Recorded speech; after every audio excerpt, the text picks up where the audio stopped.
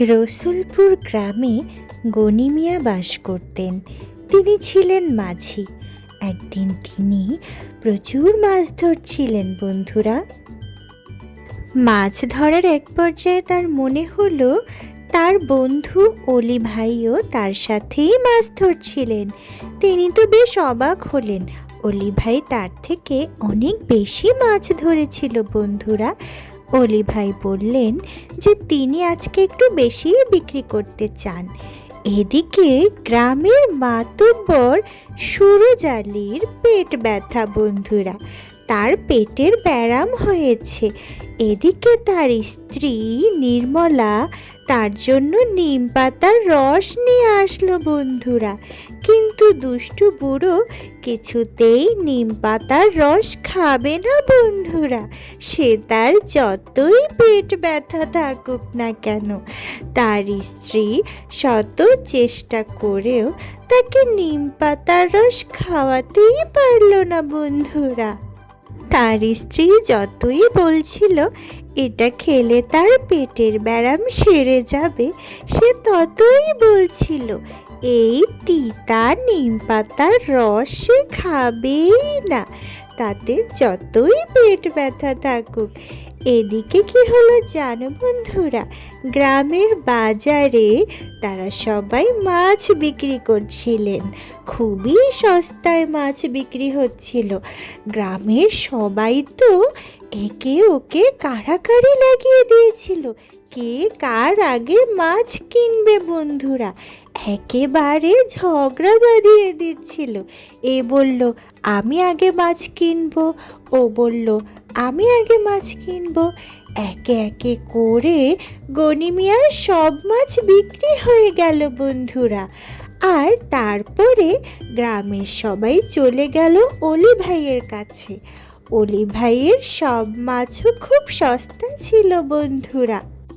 তারপর সবাই একে একে অলি ভাইয়ের কাছ থেকে মাছ কিনলো বন্ধুরা। অলি ভাইয়ের সব মাছ বিক্রি হতে শুরু করলো একে একে। গ্রামের সবাই তার সব মাছ কিনে নিয়ে গেল বন্ধুরা। এভাবেই দুই বন্ধুর সব মাছ বিক্রি হয়ে গেল। তারা ভাবলো তারা যদি আরো বেশি মাছ ধরে আনতো নদী থেকে, তাহলে তারা আরো বেশি টাকা উপার্জন করতে পারত।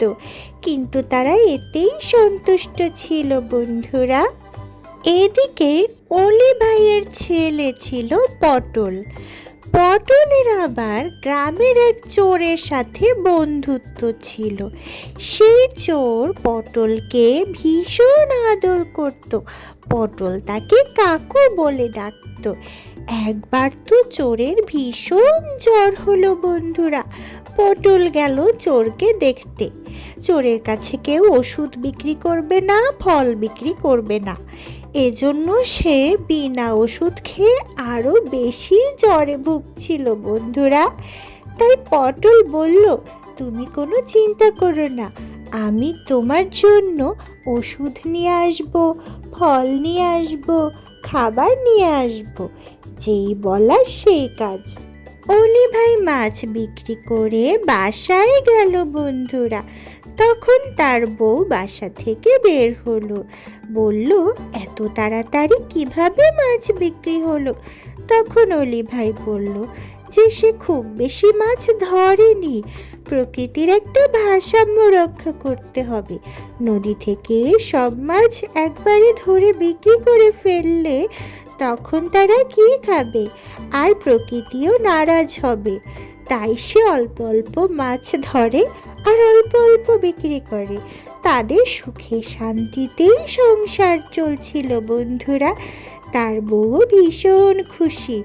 এদিকে অলি ভাইয়ের ছেলেও আসলো। তাকে জিজ্ঞেস করলো যে সে কোথায় গিয়েছিল। সে কিছুতেই বলল না। বলল তার এক বন্ধুর বাড়িতে গিয়েছিল। সেই বন্ধুটির ভীষণ জ্বর বন্ধুরা। আর তার বাবাকে সে পুরোটা খুলে বলল না। চোরের সাথে তার বন্ধুত্ব আছে এটা বুঝতে পারলে তার বাবা খুব কষ্ট পাবে আর তাকে বকাবকিও করতে পারে। এভাবেই সে ডাক্তারের কাছে গেল সেই চোরের জন্য ওষুধ কিনতে। ডাক্তারকে সে মিথ্যে কথা বলল বন্ধুরা, বলল তার বাবা নাকি অসুস্থ, চোরের জন্য ওষুধ নিচ্ছে, এটা বললে চোর তাকে ওষুধ দিবে না, তাই সে মিথ্যে কথা বলল। এভাবেই তার সুরজ আলী মাতুব্বরের সাথে দেখা হলো। সে তাকেও মিথ্যে কথা বলল, বলল যে সে তার বাবার জন্য ওষুধ নিয়ে যাচ্ছে বন্ধুরা। এভাবে পটল একে একে সবাইকে মিথ্যে বলল। সে ফলের দোকানে গিয়ে এত এত ফল কিনলো। তখন ফলের দোকানদার বলল, তুমি ছোট মানুষ, এত ফল দিয়ে কি করবে? সে বলল যে তার বাবা অসুস্থ। এভাবে মিথ্যে বলে সে গ্রামে সে চোরের বাড়িতে ফল আর ওষুধ দিয়ে আসলো বন্ধুরা। তখন সে চোর ভীষণ কৃতজ্ঞ হলো। সে মনে মনে প্রতিজ্ঞা করলো সে ভালো হয়ে যাবে। এরপর থেকে সে আর কখনোই চুরি করবে না বন্ধুরা।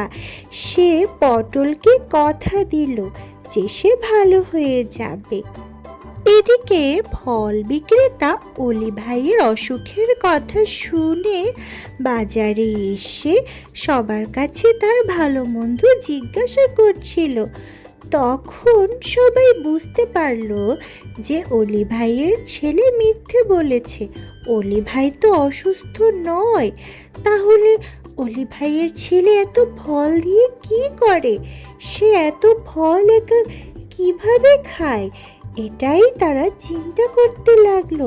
তারা পটলকে মনে মনে রাক্ষস ভাবলো ওটা পটল নয়, ওটা একটা রাক্ষস পটলের রূপ ধরে তার কাছ থেকে ফল কিনেছে। এত ছোট বাচ্চা কি এতগুলো ফল খেতে পারে? তখন সে কি করলো জানো বন্ধুরা? ওই ফল বিক্রেতা তাদের সাথে কথা বলে আলাপ আলোচনা করে তার ফলের দোকানে ফিরে গেল বন্ধুরা। ফল বিক্রেতা গনি মিয়ার কথা শুনে তার ফলের দোকানে গিয়ে দেখে যে তার দোকানে একটিও ফল নেই বন্ধুরা। তার দোকানে সব ফল উধাও হয়ে গেছে।